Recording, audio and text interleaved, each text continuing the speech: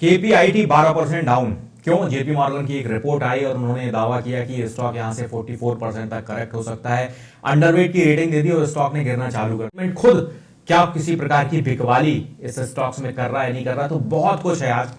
Video को अंत तक जरूर देखिए, वीडियो को लाइक कर लीजिए और यदि आप इस मॉर्गन की सबसे पहले इस कॉमेंट्री को समझिए। जेपी मॉर्गन साहब ने जेपी मॉर्गन जो कंपनी है उसने दो एक दृष्टिकोण दिए हैं कि देखिए जो कंपनी की जो ग्रोथ है, एनुअल जो ग्रोथ होती है कंपनी की, वो 20% से ज्यादा की नहीं होगी। जो इनकी ऑर्डर बुक है वहां पर कंपनी स्लगिश रह सकती है, जिसके कारण इसकी ग्रोथ जो है वो प्रभावित हो सकती है और फिर एक प्रकार के साइक्लिकल नेचर जो काइंड ऑफ स्टॉक्स होते हैं उस तरह का बिहेवियर यहां पर बन जाता है। तो फ्यूचर जो ग्रोथ है उसको लेकर के जेपी मॉर्गन ने प्रश्न चिन्ह जो है वो उठाए।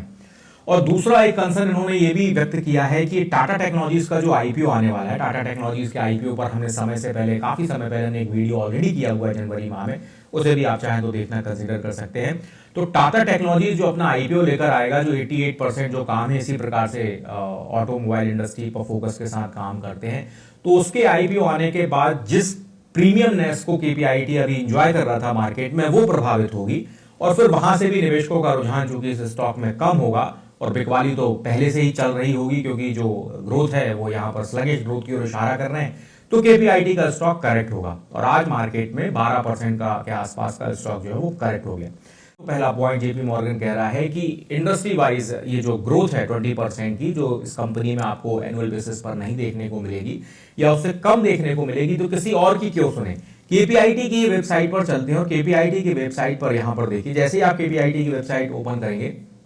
और यहां पर इनका जो डेटा को अगर आप ढूंढने का प्रयास करेंगे तो इनकी वेबसाइट पर इनका मैनेजमेंट कह रहा है कि KPIT on track to beat financial year 23 growth outlook backed by CC revenue growth of 44.7% year on year basis and net profit growth of 43.5% on year basis. यहां पर जो सीसी रेवेन्यू टर्म है इसका मतलब है कि जो कस्टमर करेंसी है, मतलब केपीआईटी अपने क्लाइंट को जिस करेंसी में भुगतान लेन देन के लिए जो बिल रिसीप्ट जारी करती है, इनवॉइस जारी करती है, तो वहां पर जो रेवेन्यू है वो ईयर ऑन ईयर बेसिस पर 44.7% और नेट प्रॉफिट जो है 43.5% ईयर ऑन ईयर बेसिस पर रहने जो चल रही है यहां पर ही है। इस आंकड़ों को पूरा इन्होंने विस्तार से यहां पर समझाया भी है कि जो दिसंबर तिमाही का रेवेन्यू सिस्टम अगर आप समझेंगे तो रेवेन्यू 44.7% बढ़ा है ईयर ऑन ईयर बेसिस पर। डॉलर टर्म में जो रेवेन्यू है वो भी 32% के आसपास बढ़ा है। ऑर्गेनिक अगर आप कस्टमर जो करेंसी ग्रोथ देखेंगे तो वो भी 24-25% के आसपास बढ़ रही है, ऑर्गेनिक ग्रोथ यहां पर हो रही है। नेट प्रॉफिट और एबिटा की बात कर ले तो वहां पर भी आपको जो 105 बिलियन रुपीस के आसपास के दिसंबर तिमाही के जो नेट प्रॉफिट है वो नंबर आपको देखने को मिलेंगे और ये लगातार 10वीं तिमाही थी जब यहां पर रेवेन्यू और एबिटा ग्रोथ जो है वो आपको सस्टेनेबल जो कंसेक्यूटिव बेसिस पर आपको ग्रोथ करती हुई आपको दिखाई दे रही है। इसके साथ साथ यहाँ पर इन्होंने कुछ अपने जो क्रेडिटेबिलिटी जो यहाँ पर उनके अचीवमेंट्स हैं उनको भी यहाँ पर उद्धृत किया है कि टैलेंट अगर आप देखें तो ग्लोबल एम्प्लॉय काउंट जो है इनका 10,000 के ऊपर क्रॉस कर चुका है। जो पाइपलाइन में ग्लोबली जो स्ट्रॉन्ग हायरिंग कर रहे हैं, जहां पर दूसरी जो कंपनियां जो कुछ हद तक आईटी पर क्षेत्र से भी लिंक्ड होती हैं, वहां पर जिस प्रकार से कंपनियों को फायरिंग करने की जो समाचार खबरें आती है, तो वहां पर ये अपनी क्षमा करें अपनी हायरिंग में विस्तार देते जा रहे हैं। इसके साथ साथ टोटल अगर आप कॉन्ट्रैक्ट वैल्यू देखेंगे तो वो भी यहां पर केपीआईटी ने दिसंबर तिमाही में 272 मिलियन यूएस डॉलर के आसपास की जो है वो यहां पर वो बिड को उन्होंने जीता हुआ है। अब यहां पर अगर हम फ्यूचर वैल्यूएशन परिप्रेक्ष्य में बात करें और फौरी तौर पर जो ये ग्रोथ परसेंटेज की बात कर रहे हैं कि ईयर ऑन ईयर बेसिस पर उतना एनुअल ग्रोथ यहां पर प्रोडक्टिविटी इनको कम नजर आ रही है जो जेपी मॉर्गन है, तो यहां पर रिसेंटली इन्होंने होंडा ग्रुप के साथ भी एक कॉलो करार किया है और कंपनी के एमडी का उस समय वक्तव्य आया था किशोर पाटिल साहब जी का कि ये इंडस्ट्री में एक प्रकार का largest software defined mobility agreement है एसडीएम परिषद में और ओईएम परिषद में जिस प्रकार से कंपनी काम करती है, तो एक बहुत बड़ी बिडिंग जो है इन्होंने हासिल करी है। नेट प्रॉफिट के नंबर भी ईयर ऑन ईयर बेसिस पर क्वार्टरली बेसिस पर आपको 47-48% बढ़ते हुए नजर आए थे। तो जेपी मॉर्गन का ऐसा वक्तव्य कि यहां पर केपीआईटी जो है वो उनकी एनुअल ग्रोथ जो है वो 20% के आसपास नहीं रहेगी, मुझे थोड़ा सा यहां पर संशय लगता है। लेकिन अब यदि हम यहां पर कुछ वैल्यूएशन मैट्रिक्स की बात करें कि वो कौन कौन से पैरामीटर्स हो सकते हैं या यहां पर कौन कौन सी वो बातें हो सकती हैं जहां पर हमको केपीआईटी को थोड़ा समझना आवश्यक है, की तुलना इसके प्रतिद्वंदियों से करना हो तो नो डाउट यहां पर केपीआईटी का स्टॉक थोड़ा महंगा जरूर लगता है, 64 के आसपास का पी हो गया। और उसकी सापेक्षता में टाटा ग्रुप की टाटा एलेक्साई को इससे कंपेयर करेंगे तो उसका स्टॉक पी आपको लगभग 52 के आसपास दिखाई देगा, यद्यपि टाटा एलेक्साई भी काफी ज्यादा करेक्ट हो चुका है। तो स्टॉक पी के मुहाने पर आपको जो केपीआईटी है वो थोड़ा सा महंगा यहां पर लगता है। लेकिन अब कुछ महत्वपूर्ण बिंदुओं की अगर हम बात कर ले, क्या केपीआईटी एक ऐसा स्टॉक है जहां पर नेगेटिव शेयर होल्डिंग इक्विटी चल रही है? नेगेटिव शेयर होल्डिंग इक्विटी से तात्पर्य है कि कंपनी जितना ओन नहीं करती उससे ज्यादा उसके ऊपर लायबिलिटी है, ऐसा बिल्कुल नहीं है। इसका अगर हमको पुष्टि करनी है तो हमको डेट टू इक्विटी का नंबर देखना पड़ेगा। डेट टू इक्विटी का नंबर अगर आप केपीआईटी में देखेंगे तो वो आपको 0.13 के आसपास दिखाई देगा, मतलब कि केपीआईटी में ये खबर तो नहीं है कि वहां पर नेगेटिव शेयर होल्डिंग इक्विटी जैसी कोई समस्या यहां पर उत्पन्न होती हो। क्या कंपनी एक मीनिंगफुल मार्केट कैपिटलाइजेशन को एंजॉय कर रही है? क्या कंपनी के पास एक सस्टेनेबल मार्केट है? तो जी हाँ, कंपनी 22,000 करोड़ से ऊपर का मार्केट कैप अभी है, थोड़ा करेक्ट होगा तो 20,000 करोड़ के ऊपर का मार्केट कैप तो ऊपर है ही कंपनी के पास, जो जिस पर कंपनी नए नए इनोवेशन के साथ जो है वो विस्तार लेती जा रही है। क्या कंपनी का जो रेवेन्यू है वो मीनिंगफुल रेवेन्यू कंपनी अचीव कर रही है? कहीं ऐसा तो नहीं कंपनी में कुछ हो ही नहीं रहा है, केवल इनोवेशन अन्वेषण की बातें चल रही हो और रेवेन्यू उतना सस्टेनेबल रेवेन्यू नहीं आ रहा हो। तो आंकड़ों के पद्धति से समझेंगे तो 30 बिलियन रुपीस टर्म में अगर हम बात करें तो कंपनी का रेवेन्यू जो है काफी आपको सस्टेनेबल नजर आता है।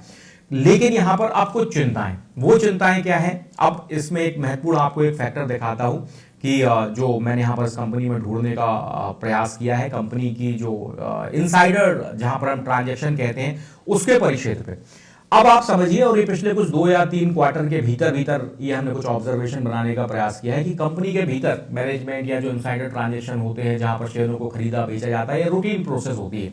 लेकिन इस केपीआईटी टेक्नोलॉजीज में अगर आप इनसाइडर ट्रांजैक्शन को थोड़ा सा क्लोजली अगर ट्रैक करने जाएंगे तो एक पैटर्न आपको समझ में आएगा। देखिए, अक्टूबर 2022 में कंपनी के कुछ शेयर इनके जो इनसाइडर जो ट्रांजैक्शन है वहां पर संपन्न हुए थे, जिसमें पंकज साठे जी ने कुछ 14 लाख के आसपास की यहां पर शेयर जो है वो बेचे थे। कितने शेयर बेचे वो महत्वपूर्ण नहीं है, पैटर्न हम समझने की कोशिश कर रहे हैं। तो देखिए, कुछ शेयर यहां पर जो बिक्री की गई थी वो की गई थी अक्टूबर माह में, उसके बाद फिर बिक्री होती है दिसंबर माह में, उसके बाद ये बिक्री होती है फरवरी माह में। मतलब कि हर एक मंथ के गैप के बाद यहां पर जो पिछले 3 या 4 महीनों से जो इनसाइडर ट्रांजैक्शन चल रहे थे वो 1 महीने के गैप के बाद पर यहां पर बिक्री होती है। अक्टूबर में बिक्री हुई, फिर नवंबर में गैप आया, दिसंबर में बिक्री हुई, जनवरी गैप आया, फरवरी में बिक्री हुई। लेकिन फरवरी के बाद अगर ये पैटर्न कंटिन्यू होना था तो ये बिक्री मार्च में गैप आने के बाद अप्रैल में हो, एक संभावित एक पैटर्न हम एक बहुत लेमन ऑब्जर्वेशन दे रहे हैं। इस ऑब्जर्वेशन के आधार पर किसी कंक्लूजन पर मत पहुंचिए, व्यक्तिगत ऑब्जर्वेशन है। तो मार्च में यहां पर गैप नहीं आया, बल्कि मार्च में आप देखें 2 मार्च, 3 मार्च और 17 मार्च को एक हैवी बिकवाली जो है इनसाइडर ट्रांजैक्शंस में आपको यहां पर देखने को मिली है। और अगर आप पिछले टोटलिटी में समग्रता में अगर आप पिछले 6 महीने में देखेंगे तो पिछले 6 महीनों में कंपनी में जो इनसाइडर ट्रांजैक्शन हुए यहां पर शेयरों की केवल बिक्री हुई है, खरीदी नहीं हुई है। तो अब ये जो जेपी मॉर्गन कमेंट्री कर रहा है, टिप्पणी कर रहा है कि टाटा जो ग्रुप अपना टाटा टेक्नोलॉजीज आईपीओ लेकर आएंगे तो मार्केट में फिर जो इन्वेस्टर पार्टिसिपेशन है वो कुछ हद तक केपीआईटी में कम होना दिखाई देगा। तो यहाँ पर तो आपको इनसाइडर ट्रांजैक्शन में खुद ही यहाँ पर जो कंपनी के जो पुरोधा हैं वही यहाँ पर बिकवाली करते हुए दिख रहे हैं। तो ये खटका वाली बात है जो मुझे मेरे ऑब्जर्वेशन में मुझे महसूस हुई कि लगातार पिछले 6 महीनों से कंपनी जो सेल ऑफ कर रही थी और अपने पीक पर जाकर जो सेल ऑफ जो वो किया जा रहा था। कई बार जेपी मॉर्गन या इस प्रकार के जो अंतर्राष्ट्रीय निवेशक संस्थागत समूह हैं वो इस प्रकार की कमेंट्री, इतनी हार्श कमेंट्री इसलिए भी कर देते हैं क्योंकि कई बार स्टॉक एक रीजनेबल तरीके से कम हो जाए और फिर जो बड़ा संस्थागत निवेशक है वो यहाँ पर आकर एंट्री कर ले। तो ये सब कहना एक मार्केट की जो प्रैक्टिस है, जो मार्केट में जो चलता है वो ऑब्जर्वेशन हर एक निवेशक के मन मस्तिष्क में आता होगा। कितना सच है कितना गलत है कुछ टीका टिप्पणी करना उस पर उचित नहीं है, वो हर व्यक्ति का अपना एक अध्ययन, अपना एक दृष्टिकोण हो सकता है। लेकिन यहाँ पर कि इनसाइडर ट्रांजैक्शन कंपनी में पिछले 6 महीने में चल तो रहे हैं, इसके साथ कंपनी का जो स्टॉक भी है 60 के ऊपर थोड़ा महंगा लगता है, वो भी एक थोड़ी सी जो